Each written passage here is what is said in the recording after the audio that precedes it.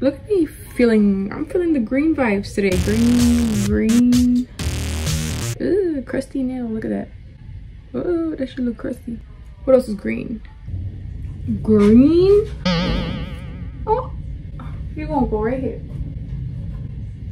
Hey y'all. When I bought my house, I was getting a lot of DMs about how or like what I did to prepare to buy my house. And so instead of answering to the hundreds of DMs, it wasn't even hundreds. Stop, quit lying. It was probably like 5, okay? Calm down. To avoid answering to each individual person, I decided I was gonna eventually make a video on how I prepared to buy a house at 20 years old, period. During the process, did I want to cry myself to sleep and myself? Yes. But was it worth it at the end? Yes. My first tip, if you really want to start getting ready to buy a home, is I would save a lot. Like, y'all see those boomers that are talking about how they bought a house for like $100 and a goat? Yeah, that's not happening right now. That's not happening today at all. Even if you don't even plan to buy a house right now, I would start saving as soon as I can, if not now. Even like little amounts. I know it's a privilege to be able to save in this economy, but like I said, that's what I did. I just saved as much as I could. It's a good amount. It's 3 to 5% of the purchase price of the house, I believe. And that doesn't even include closing costs. I literally didn't even know those were a thing until like way later when I was working, and I was like, oh, I think I have enough to buy a house. And then for some reason, I think I was researching, and then I was like, what are those? Closing costs? What do you mean? You don't just buy the house and that's it? No? Oh, and move-in expenses, because if you're starting new and don't really have furniture, you kind of have to save for that. I mean, you could just have a mattress, you know, and build up slowly, but I would probably, you know, account for that. I did start saving when I was 13 and I bought at 20. Can y'all believe that? It took like 7 years for me to save for a house. And y'all might be like, 13? Why are you working at 13? First of all, child labor laws. What are those? No, but to not make this story long and make this video a 2-hour, 3-hour biography of my life.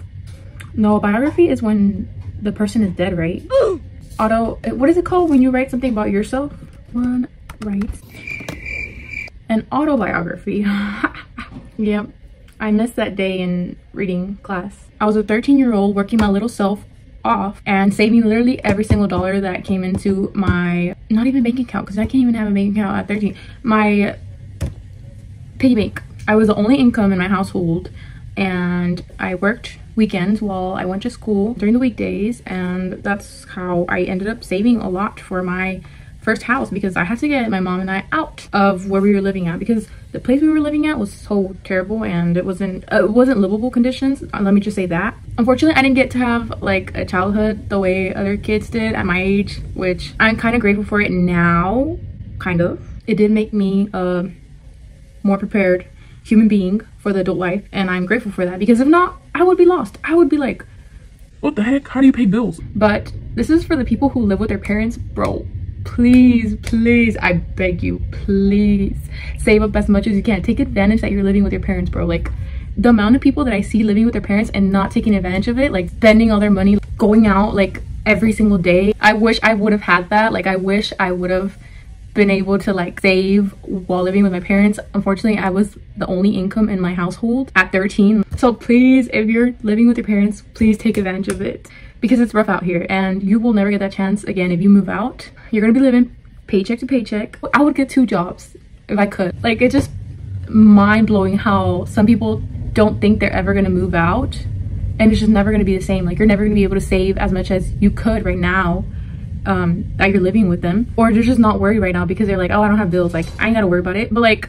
it's not always gonna be like that. Now, for those of us who didn't get the chance to save, unfortunately, who didn't get the chance to live with our parents, I hate to break it to you, but you're either gonna have to greatly reduce your living expenses, either live in not the best area just to get cheaper rent, or get like a cheaper car insurance, or just greatly reduce any living expenses that you can, and raise your income as much as you can, as much as possible, and try to do those at the same time. That's what I had to do. So we were living in the like cheapest, like worst conditions ever. Like, it was probably unlivable and it was probably illegal. Like, the people who were renting to us, our landlords, They probably didn't even have permission, but it was like the cheapest we could find. And literally, like, once I did turn of working age, of permitted working age, I did get my first fast food job at 16. And then when I turned 18, I was already looking for a corporate job to be able to work both at the same time, literally 60-hour weeks, to raise my income as much as I could, just so I could save every single cent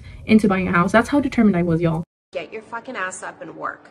It seems like nobody wants to work these days. People hate when I say this, and I understand them, because it shouldn't be like that. It shouldn't be that way.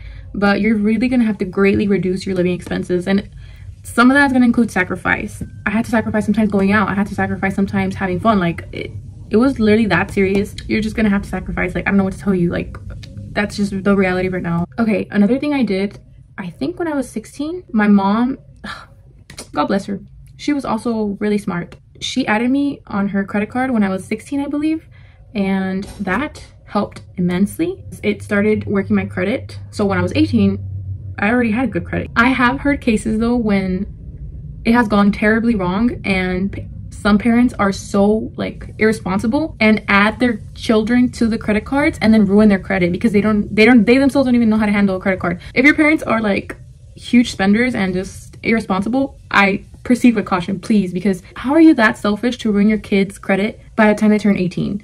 The way you're ruining your kids' like life just because you want to get into debt or like just buy more stuff or be irresponsible, like that's so horrible. The alternate way to build your credit is to get your own credit card at 18. Just wait until you're able to get your own credit card instead of getting ruined by your parents. It really is a double-edged sword. You have to know how to use it well. Also, if you do get a credit card, you should never, ever, ever pay interest on it. I don't know why you should not be paying interest on it. I've never paid interest on a credit card. One time they tried charging me 7 cents, and yeah, it was that serious. I went to the bank and I told them, I've never paid interest on this. Return me my money. It was 7 cents, but I went because if you owed 7 cents, they wouldn't forgive you for it. So why should I forgive them for it? Yeah, exactly. And so they returned my 7 cents and they never charged me again because they knew they were in the wrong. So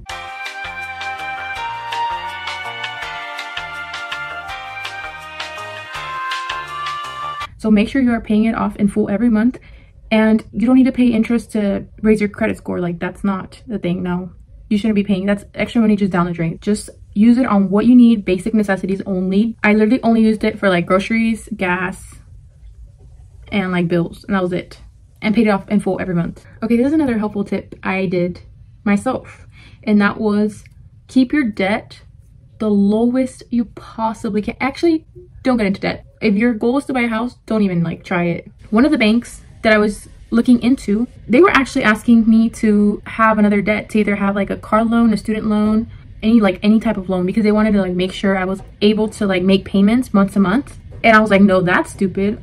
You wouldn't even approve me for like a big amount if I had debt. By the way, if they want you to have debt, like if they want you to have like a car loan, because like to prove that you're able to make like the payments, run away. Go to another bank. So then I went to another bank and they also did ask me if I had any debts, and I didn't have any. So literally like that raised the amount of like purchase price of a home I was able to be approved for. Please avoid the debt as much as possible. If you can, buy a used car. If you can, go to community college, you know, just get your basics if you're like young like me. If you can't, don't have credit card debt. Please. By the way, I want to make it clear, you don't have to be debt free. You can still have some, but your income, your debt to income ratio to the money you make has to be low. If you do have debt, I wouldn't discourage myself. Like, I would still look into it, see how much you can get approved for, but it's just something to keep in mind. Okay, another thing I had to do to prepare myself, I had to make sure I was employed for the previous 2 years. Tell me why that was so hard. That was hard because I wanted to quit so bad, but I had to keep it. I had to keep my composure. I couldn't laugh yet, okay? No, I can't laugh yet. I've got to hold it in. Because I needed this house. I knew I needed this damn house. As long as you can basically show that you're making income month to month, so the bank can know like you're not high risk because you're generating income every month, so you're able to pay for the mortgage. That's all they want.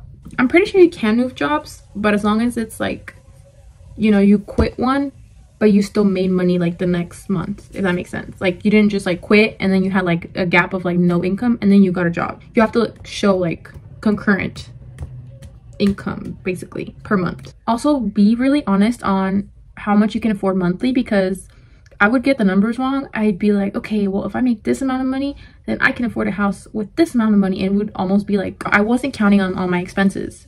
So be really honest with what you can afford. Like, I was trying to stretch this like idea that I could afford this house when I really couldn't. Like, I would have been in the street by now. So some sites that I looked into said that you can afford a mortgage that's around 2 times to 2.5 times your income. No, not the mortgage. The mortgage can't be 2 times your income. That's crazy. You can't afford that. Your income has to be 2 times to 2.5 times the mortgage. That didn't sound right. I was like, wait a minute. So yeah, make sure you can realistically be realistic, because I was not being realistic. I was trying to justify me buying a really, really nice house when in reality I was just being delulu. The bank is gonna approve you for a high amount that you can't afford, because they could just take your home, you know? Just because the bank approved you doesn't mean that you can afford it, okay? Once I made the calculations on what I actually could afford, I was like, oh, okay. So house made out of sticks, it is. Okay. Brings me to my next point, which is know that your first house is not going to be your dream house. I was being delulu when I was buying, when I was looking into houses, and I really saw like pretty houses and I was like, ooh, I want this house. And honestly, like, I wasn't too far off. The bank was kind of like approving me for a high amount, but realistically, could I afford it? No. Like, I would have to basically like not enjoy life to be able to afford the house, and I didn't want to live like that, because I was like, I want to be able to enjoy my life. I've already not enjoyed my teen years, so I'm also not going to enjoy my 20s. No, I was trying to make sure that I could get a house that the monthly payment was as low as I could make it, as low as I could, because I've already sacrificed my teen years. I was a child working, and I just knew I didn't want that life again. Just know that your first house is not going to be your dream house. The house I currently have is not really my dream house, but you know, it gets the job done. It's keeps a roof over my head. I think a lot of people like me sometimes see houses and they're like, I want that one, and you become so stubborn, because I was like that. I was so stubborn when I first saw like another house I really, really liked. When I was seeing other ones, I was like, no, it's not like the other one. It's not like the other one. No, I don't want that. If I had actually like went on with it and I didn't actually change my mind, I would probably be struggling right now. Even like the small little things in life, I wouldn't be able to afford. With the small things that make me happy, the dream house that you really want, it'll come later, but it does take time. It'll come later eventually, I promise. It hasn't come for me yet, but it'll come maybe someday. I just want to say, I know it's a struggle, and I know you have to fight literally for what you want, and it could be so easy to just give up. I just want to encourage someone who's watching this video to don't give up, because it really felt like that. Why is this getting kind of vulnerable, man? I don't like this. Ooh, I know it could feel like you just want to give up and you just don't want to try anymore, but I'm hoping that at least my story and this video can actually help you feel better and know that it is possible and it is achievable. It will feel like the worst thing ever. I'm so bad with motivational words. I just want to say, don't give up. You think that was bad? Okay, I was trying. It just didn't come out right. Okay, calm down. Like, I'm not good with words, okay? That's why I'm not even in therapy. I should be, but I can't afford it. You didn't even talk this whole video, so why are you judging me? I'm gonna go ahead and go get therapy. And I'll see y'all again soon. Bye.